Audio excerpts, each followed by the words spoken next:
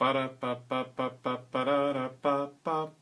everyone, this is Rabbi Kenneth Hahn for Ask the Rabbi Thursdays, and thanks for tuning in to JUTV. And I probably, like most of you, or many of you, watched the Comey testimony today, and it really brought home to me once again this notion of why can't we all just get along? And that does not mean we all need to think the same things, but maybe as you were watching, you were screaming at your television, or when certain senators that you don't agree with were asking a particular line of questioning.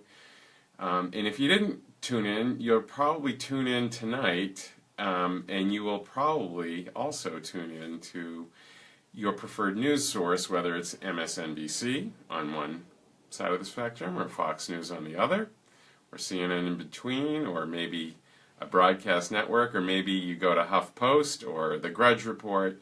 And we all know the phenomena. You'll, like most of us, listen to the news that you want to hear. And I'm really struck by how different people can watch the exact same thing and have such different views and understanding of what happened and what's going on more generally. And I was reminded of maybe the best book I've read in the last 10 years. It certainly was one of the most informative ones for me. It was a book called The Righteous Mind by Jonathan Haidt.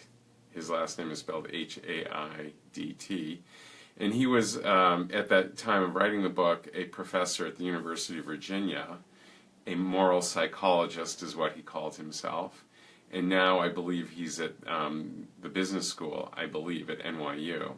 At any rate, one of the things Jonathan Haidt found in his research, which I believe now has more than 100,000 respondents or subjects in his many-year, multi-year longitudinal survey and so on, is that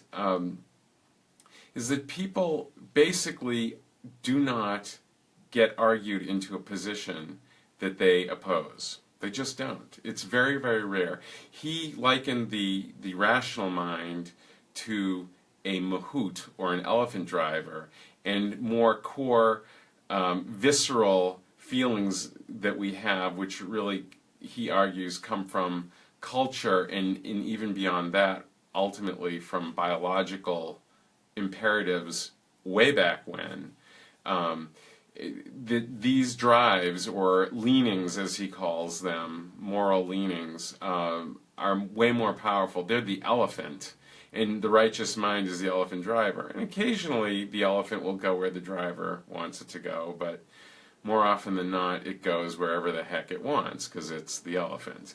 And he discussed ways in which it might be possible for people to coexist even if they don't agree, and even if they don't share kind of core meta values, and he had very good things to say about that.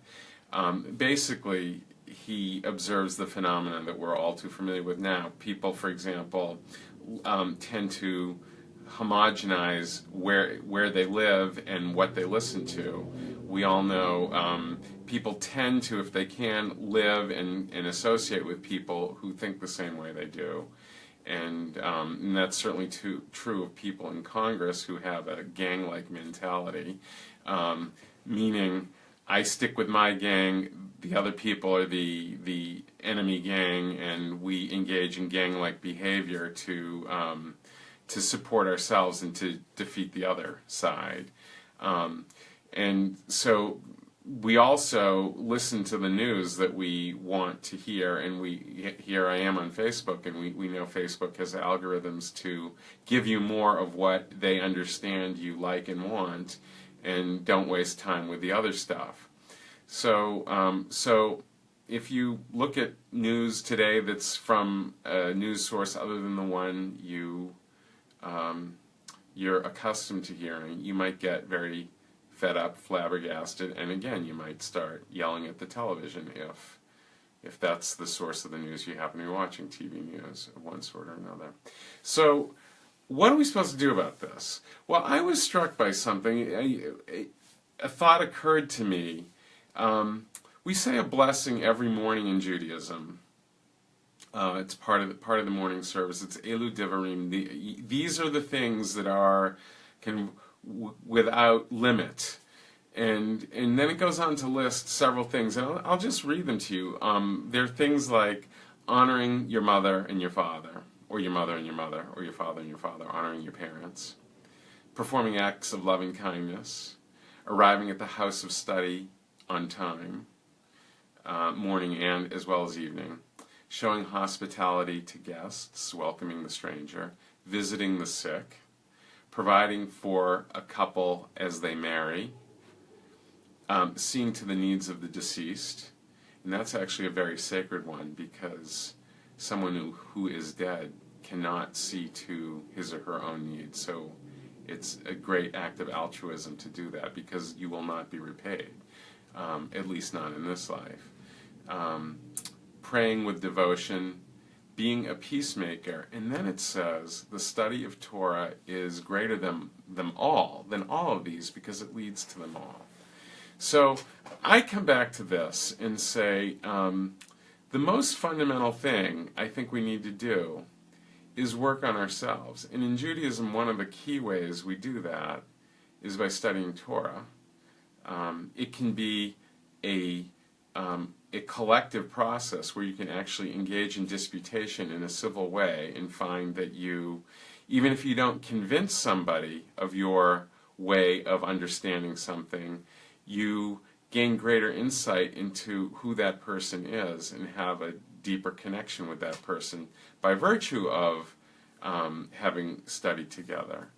But more than that, the way we study Torah is we read it every year. We could read through the whole thing every year. And how could that be of value, Why is it, if I've read the Torah from cover to cover, or from the beginning of the scroll to the end of the scroll, 30 times, what value am I going to derive on the 31st?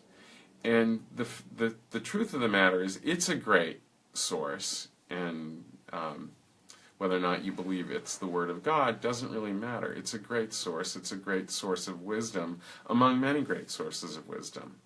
But I think the point is, when we come back to it over and over again, we're different people each time, and we can really look at how we've changed over time, and how our relation to it has changed over time, and how our understanding of it has changed over time.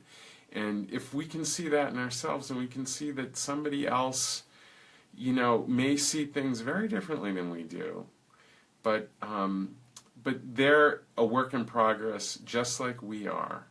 And the important thing, ultimately, if you believe height, is not to try to convince somebody of anything, because 9 times out of 10 anyway, they're not going to be convinced, not by some rational argument, because they believe what they believe, as do you. And we'll all engage in confirmation bias and all kinds of other things to substantiate our position, just as they will. What's really important is to have a connection with the other person, so that even if you disagree, you can honor the other person and be civil with the other person. And who knows, sometimes they may agree with your way or your approach, not because they think it's the right one, but because they honor the relationship they have with you.